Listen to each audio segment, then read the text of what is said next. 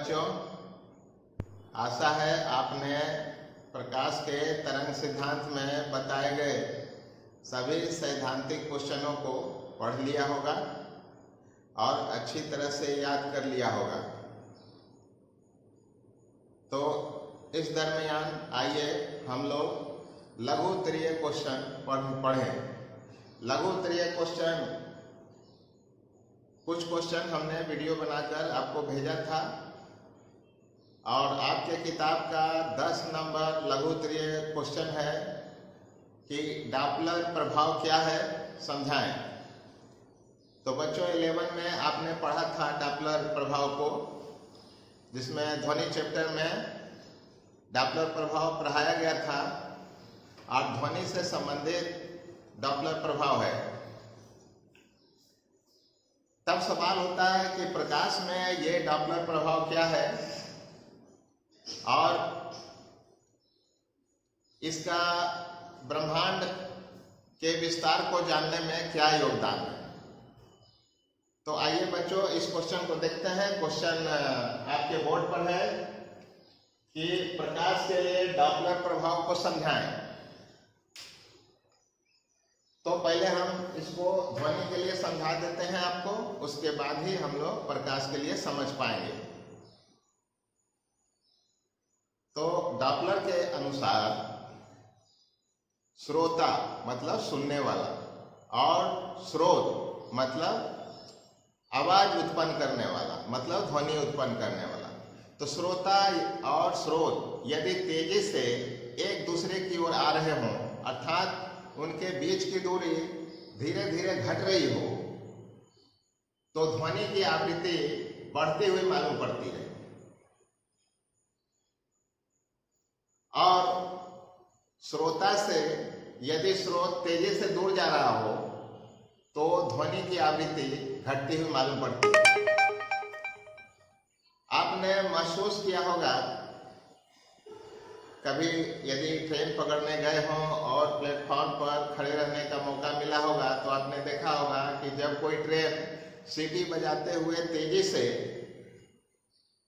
यदि आपकी ओर आती है तो उसकी ध्वनि काफी कर्कश सुनाई पड़ती है, अर्थात ध्वनि की तीव्रता बढ़ती हुई मालूम पड़ती है। ये आवृत्ति के बढ़ने के कारण होता है। तो बच्चों हम लोगों ने जाना कि यदि प्रेक्षक या श्रोता से यदि स्रोत नजदीक आ रहा हो तो ध्वनि की तीव्रता बढ़ती है और उसकी आवृत्ति भी बढ़ती है। लेकिन आपने देखा होगा कि जब ट्रेन ध्वनि करता हुआ तेजी से आगे आपसे दूर जा रहा होता है, तो वैसी स्थिति में कान को बड़ा आराम महसूस होता है, अर्थात ध्वनि की तीव्रता अचानक से घटने लगती है और उसकी आवृत्ति भी घटने लगती है। तो ध्वनि संबंधी जो ये घटना उत्पन्न होती है, इसी को डॉपलर प्रभाव कहा जाता है।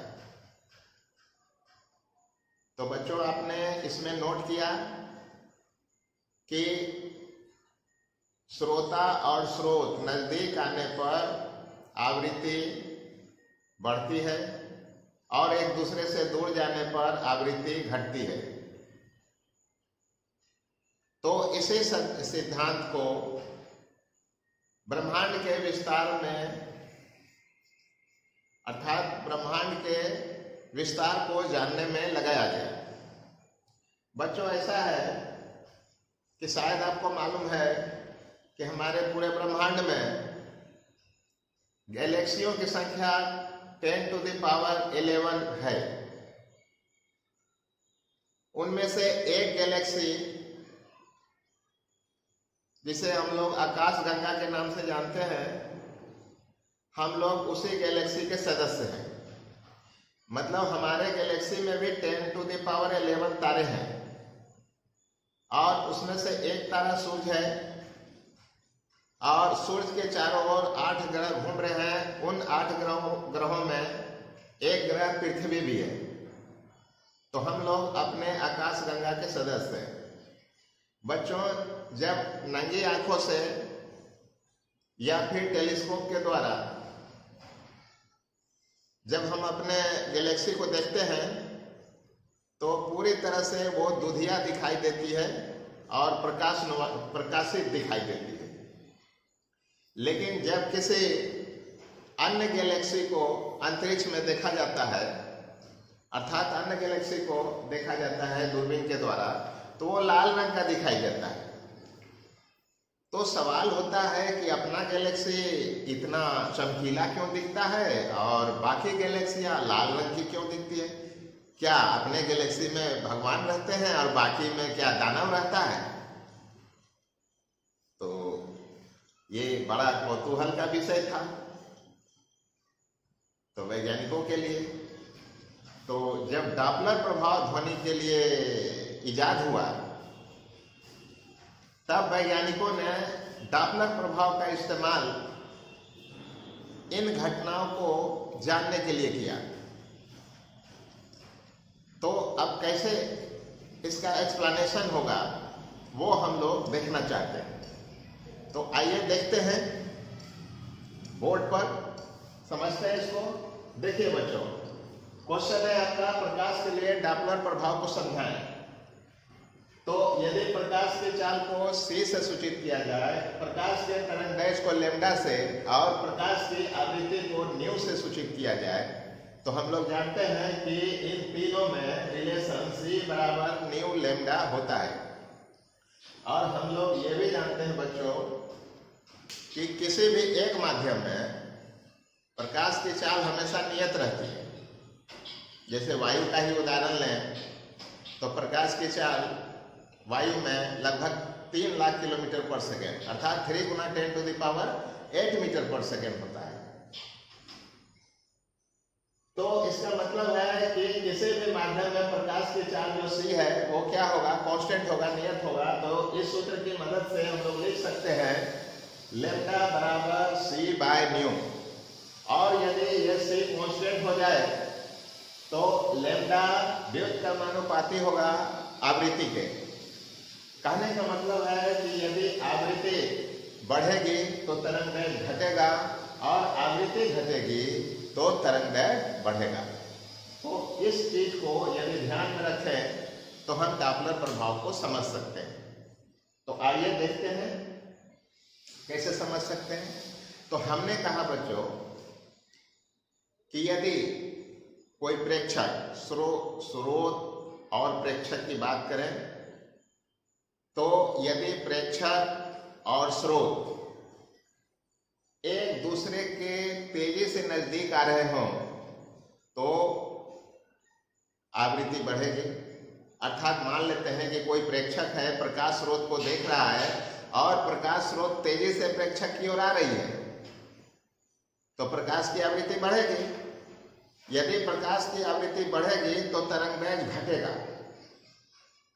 आपको मालूम है बच्चों कि सबसे कम तरंग दैर्घ्य श्वेत प्रकाश में किसका होता है? तो बैंगनी रंग का होता है। तो यदि स्रोत प्रेक्षक की ओर तेजी से आ रहा हो तो स्रोत बैंगनी दिखना चाहिए। लेकिन होता है क्या कि नेत्र को बैंगनी रंग कम दिखाई देती है और श्वेत प्रकाश में बैंगनी रंग की मात्रा भी काफी कम होती है। इसीलिए बैंगनी रंग के बाद वाला जो प्रकाश होता है नीला, वो प्रेक्षक को दिखाई देता है। तो इसीलिए जब कोई प्रकाश स्रोत तेजी से प्रेक्षक की ओर आ रहा हो तो आवृत्ति घटती है, तरंग दैर्घ्य आवृत्ति उसकी क्या होगी, तेजी से नजदीक आएगा तो आवृत्ति उसकी बढ़ेगी। हमने कहा कि डॉपलर प्रभाव के अनुसार यदि प्रकाश स्रोत तेजी से प्रेक्षक के नजदीक आ रहा हो तो आवृत्ति तेजी से बढ़ेगी, तरंग दैर्घ्य तेजी से घटेगा और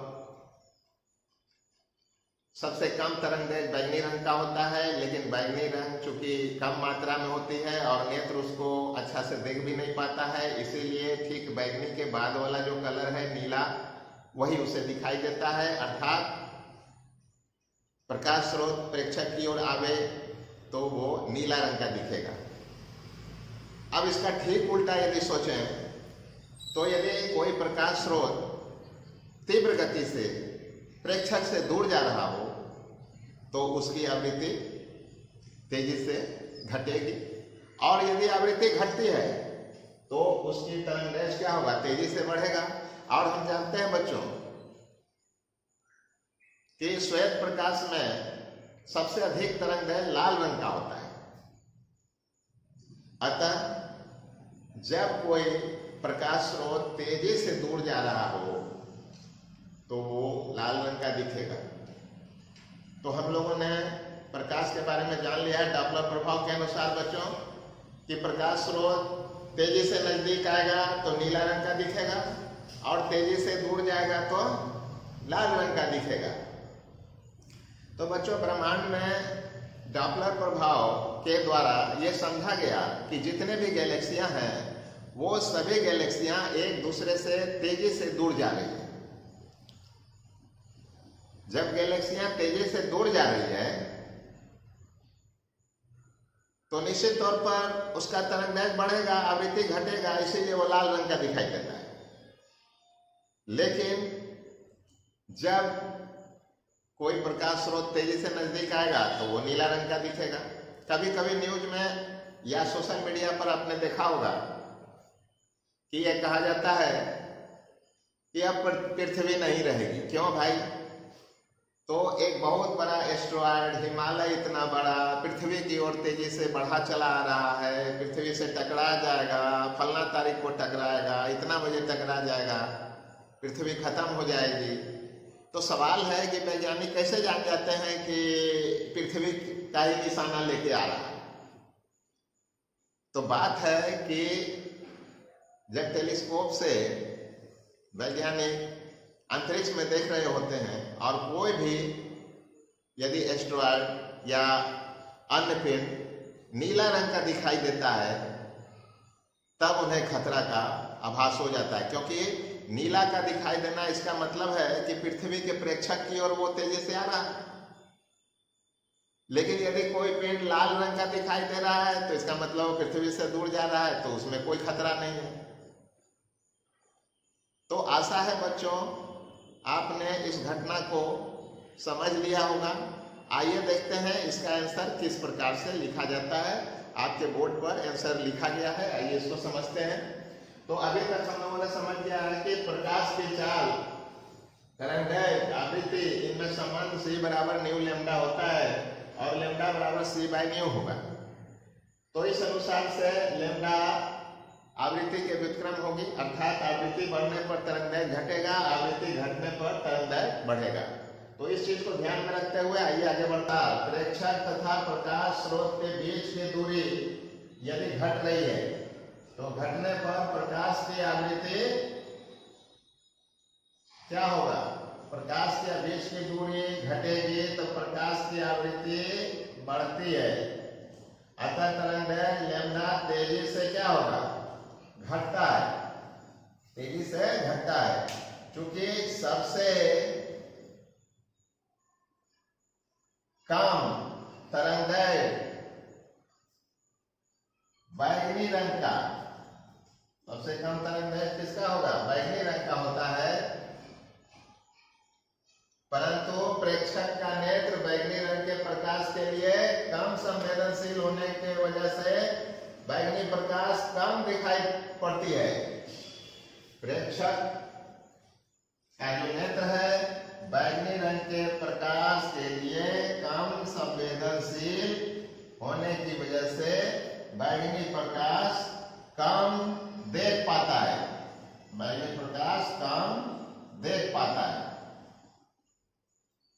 अतः इसके ठीक बाद वाला जो रंग है नीला रंग, प्रकाश उसे दिखाई पड़ता है, जिसके कारण प्रेक्षक प्रकाश स्रोत को नीले रंग का देखता है। चूंकि यह सारी घटना विस्थापन के कारण, किसके विस्थापन के कारण? स्रोत या प्रेक्षक के विस्थापन के कारण होता है, अतः इस घटना को नीला विस्थापन कहा जाता है।